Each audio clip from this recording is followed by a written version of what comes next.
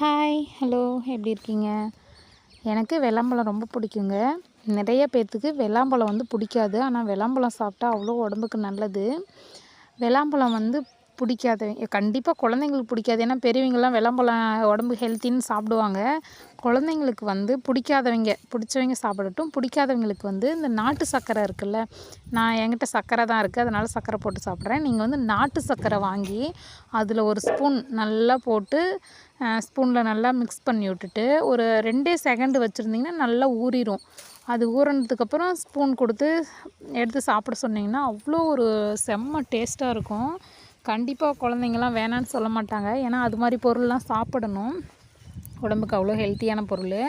இது மாதிரி ட்ரை பண்ணி பாருங்கள்.